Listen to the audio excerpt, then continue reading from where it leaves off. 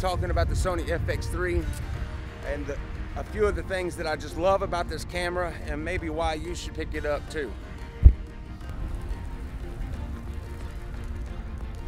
What's up, guys? So let's talk about it. There's a few things I want to tell you about this camera that I absolutely love, but first let me get set up on the bench. All right, what's up? Good morning, guys. So yeah, good morning, afternoon, whatever it is, where you're at. Let's talk about a few things about why I absolutely love this camera. Well, first off, right off the bat, this camera is amazing, and you're sadly mistaken if you think not. Yes, it is a somewhat replica of the Sony A7 III, but that's also what makes it so great. It does everything the Sony A7 III can do, but better. This camera packs so much of a punch, right? And it's a smaller form in a way than the Sony A7 III. Now, I haven't physically had a Sony A7 III in my hand, but just from looking at pictures and things like that, the handle on this one is one of the reasons why I picked this over the Sony A7S III. Another reason I think you should buy this camera over the Sony A7S III, especially if you're going to be trying to be a filmmaker or you're worried about video more than photography, and that is the Xlr Handle Grip, whatever you want to call this thing.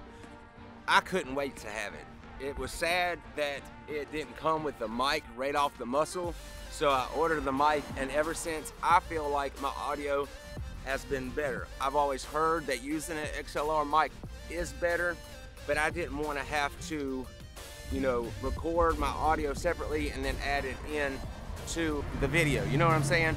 Let's get out of this wind and this traffic. I think the audio's gonna come out of here shitty, so, and the battery's about to die. All right, guys, this should be a little bit better considering that I got let's open this door too. See if that blocks some of that wind for you. I just love being at the beach. That's why you'll see in my videos a lot that I'm down at the beach when I possibly can be down at the beach.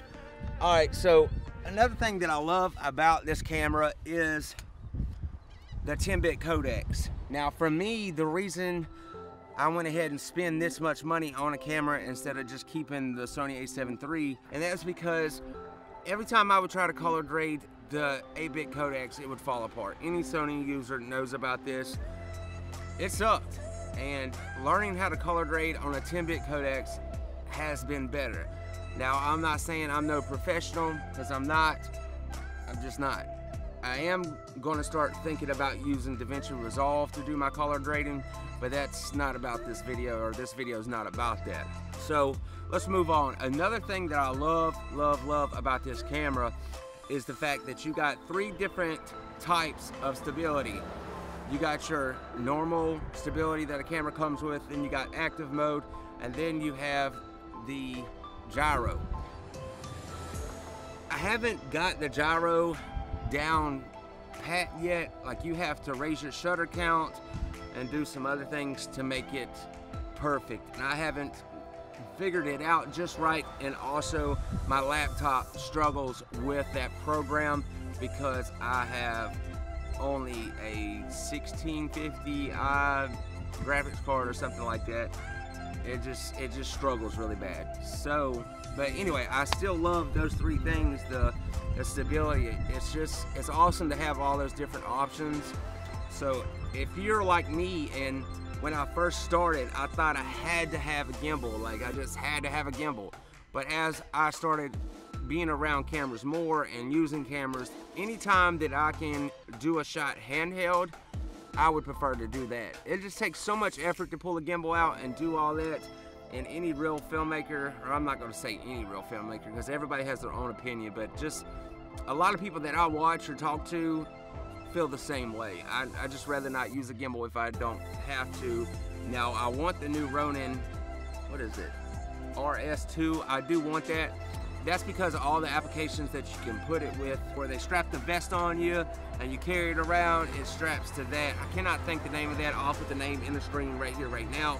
You know, they make mounts that you can put the top of that gimbal onto a car. All kinds of things. Like, it has so many applications to it. It's just awesome. But anyway, that's not what this video is about. So, another thing that I love about this camera, now I'm naming all these specs off that you already know that this camera has. But I'm just telling you real world, like, examples of how I like using it or what I don't like. There's nothing about this camera that I really don't like. I know I'm bouncing all over the place, guys, so bear with me. The only thing I don't like about this camera is the Codex. You know, it has its good and its bads, and it's only because I don't have a laptop to do it. I'm ordering one this week. Every time I film, I have to burp. Oh my God, it's so annoying. I get this like feeling in my chest I have to burp. Anyways, guys, so another thing I had to have this camera for is the flip out screen. I mean, I don't know why Sony is taking so long to put a flip out screen on their cameras until what, this year or last year they started doing it? Yeah, last year when the Sony A7siii came out. I mean, come on, Sony. We need the flip out screen. Am I right, guys? Any kind of photography, you know, for the lows and the ups and things like that, you gotta have it. And it's just great. Right now I'm seeing myself, the picture quality is amazing. It looks good and it's nice to have. So to me, it was worth spending the money to get all these things. Now, I know the Sony A7 IV is about to come out and I am going to get that camera also, but I just couldn't wait to get that camera.